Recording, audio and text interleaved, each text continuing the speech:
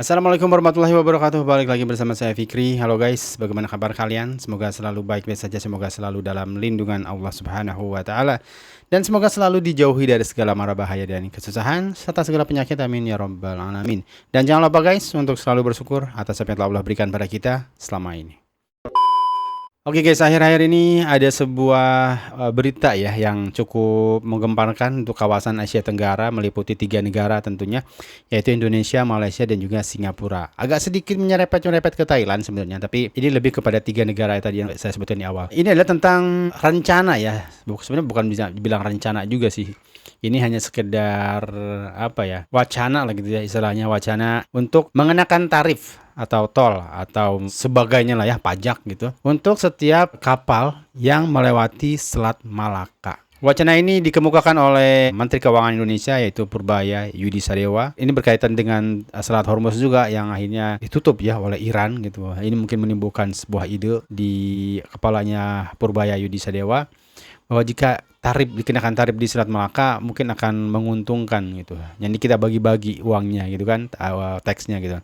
Indonesia, Malaysia, dan juga Singapura, tergantung besar atau panjangnya garis pantai yang dimiliki oleh negara-negara tersebut. Ya, untuk lebih jelasnya kita langsung lihat aja sama-sama guys cuplikan videonya guys.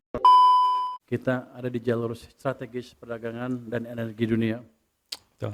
Tapi kapal lewat Selat Malaka nggak kita charge ya. Nggak tahu betul apa salah. Sekarang Iran mau nge-charge kapal lewat Selat Hormuz katanya. Kalau kita bagi 3, Indonesia, Malaysia, Singapura, lumayan kan? Lumayan. Punya kita jalurnya paling besar, paling panjang. Singapura kecil, Malaysia sama kita bagi 2 lah. Kalau bisa seperti itu, tapi kan nggak Kalau begitu. bisa seperti itu, tapi nggak gitu. Pernyataan Menteri Keuangan Berarti di sini dia cuma mengandai-andai ya, istilahnya cuma mengandai-andai gitu. Jadi dia mengambil kesimpulan di Selat Hormuz dikenakan teks, kenapa kita enggak gitu, mengandai-andai sih. Tapi di ujung dia istilahnya dia bantah sendiri ya. RI Purbaya Yudi Sadewa yang mau menarik tarif di Selat Malaka menjadi perhatian dunia. Wacana tarif di Selat Malaka yang menghubungkan Asia Tenggara itu menjadi sorotan media-media asing seperti Channel News Asia atau CNA, Anadolu Agency hingga The Straits Times. Diketahui Menteri Keuangan Indonesia sempat mengemukakan gagasan untuk mengenakan pungutan pada kapal yang menggunakan Selat Malaka dan Singapura. Menteri Keuangan Indonesia Purbaya Yudi Sadewa secara sambil lalu mengomentari kemungkinan pemberlakuan tarif di Selat Malaka yang dimiliki oleh Indonesia, Singapura, dan Malaysia. Ia mengibaratkan pembagian pendapatan bisa disesuaikan dengan panjang wilayah masing-masing negara. Dalam hal ini, Indonesia dan Malaysia disebut berpotensi memperoleh porsi lebih besar dibanding Singapura. Jalur paling sibuk. Pernyataan Purbaya kemudian buat geger hingga buru-buru diralatnya. Purbaya memastikan penerapan tarif di Selat Malaka akan sulit karena perairan tersebut dimiliki ketiga negara yakni Indonesia, Singapura, dan Malaysia. Namun demikian, pernyataan Purbaya keburu menjadi sorotan dunia di tengah blokade Selat Hormuz yang membuat ekonomi dunia kacau. Misal saja media asal Singapura The Straits Times menulis judul berita, Menteri Keuangan Indonesia sempat mengemukakan lalu menarik kembali usulan pungutan di Selat Malaka. Pun Channel News Asia menulis judul berita, Menteri Keuangan Indonesia mengusulkan pemberlakuan bea masuk bagi kapal-kapal yang melintasi Selat Malaka. Bahkan pernyataan Purbaya ditanggapi oleh Menteri Luar Negeri Singapura Vivian Balakrishnan. Vivian mengatakan bahwa jalur pelayaran melalui Selat Malaka dan Singapura harus tetap terbuka untuk semua. Ia lebih lanjut menekankan bahwa Singapura tidak akan mendukung upaya apapun untuk membatasinya.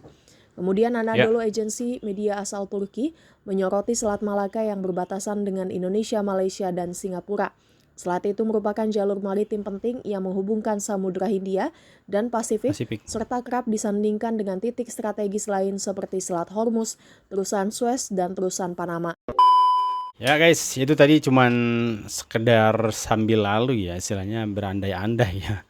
Andai itu diberlakukan di Selat Malaka itu pasti akan menguntungkan. Tapi tentu kondisinya berbeda karena di Selat Hormuz sendiri terjadi peperangan ya. Itu adalah upaya Iran untuk membentengi negara mereka ya. Keadaan normalnya, kalau normalnya nggak ada sebenarnya itu nggak ada pajak sama sekali ya. Cuman itu mungkin force major ya. Tapi ya ini memang kekurangannya, saya bisa bilang bukan kekurangan juga ya. Memang ini cara atau komunikasinya seorang Menteri Keuangan Indonesia ya. Dia sering belak-belakan lah gitu, sering asbun gitu, asal bunyi gitu. Gayanya gaya koboi kayak gini gitu guys. Jadi apa yang terlintas itu sering dia langsung utarakan gitu guys. Tapi tentu ini dianggap serius juga oleh negara-negara lain termasuk Malaysia dan Singapura juga yang tegas menolak ya wacana pikiran liar dari Menteri Keuangan Indonesia ini. Dan sebenarnya Menteri Luar Negeri Indonesia sendiri ya, Sugiono sendiri sudah menolak ya ide ini dan tidak akan memungut biaya spesial pun untuk kapal-kapal yang lewat Selat Melaka. Dan memang kalau mungkin itu diberlakukan ya, memang Selat Melaka ini guys seperti istilahnya kita punya jalan ya di depan rumah kita gitu, jalan yang dimana yang lewat situ tuh ada logistik dari setiap hampir seluruh dunia mungkin ya, atau istilahnya beberapa persen dunia tuh logistiknya lewat situ guys. Gimana nggak tergiur ya.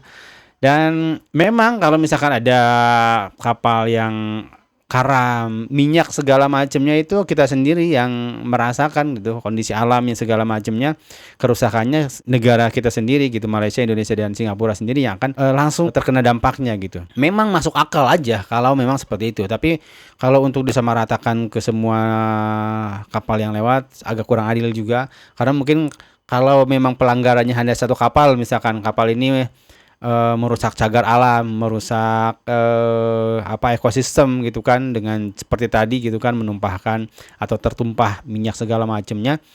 Nah itu aja yang harus dikasih penalti gitu, yang harus dikasih denda, seperti itu sih menurut aku gitu guys. Walaupun memang resikonya selalu ada lah ya, resiko bagi negara-negara kita ya, mungkin terkait alam aja ya, terkait alam, dan kita tidak bisa juga menyamakan Selat Hormuz dengan Selat Malaka dalam kondisi seperti ini ya, dua kondisi yang berbeda gitu. Iran sedang perang itu kan, kondisi itu adalah strategi dalam dia berperang, tapi di Indonesia dan Malaysia dan Singapura saya rasa sedang damai-damai saja, dan semua negara yang lewat di sini juga nggak ada masalah dengan kita gitu kan. Kapal-kapal yang lewat di Selat Malaka ini nggak ada masalah dengan kita juga ya. Kita lihat tadi sendiri sebenarnya Menteri Purbaya sendiri sudah menolaknya ya, sudah langsung membantahnya pada saat itu juga guys. Tapi bagaimana menurut kalian, apakah ide ini masuk akal untuk kita sebagai suatu negara maritim ya di Indonesia, Malaysia, Singapura untuk mengambil keuntungan dari kondisi ini, atau mungkin biarkan saja seperti ini karena sudah ada perjanjiannya ya, perjanjian UNCLOS, yaitu perjanjian yang menjamin kebebasan navigasi guys ya. Dan oke, sekian dulu mungkin guys untuk video kali ini. Mohon maaf jika ada salah kata dan salah data yang saya sampaikan. Sampai jumpa di video selanjutnya. Assalamualaikum warahmatullahi wabarakatuh.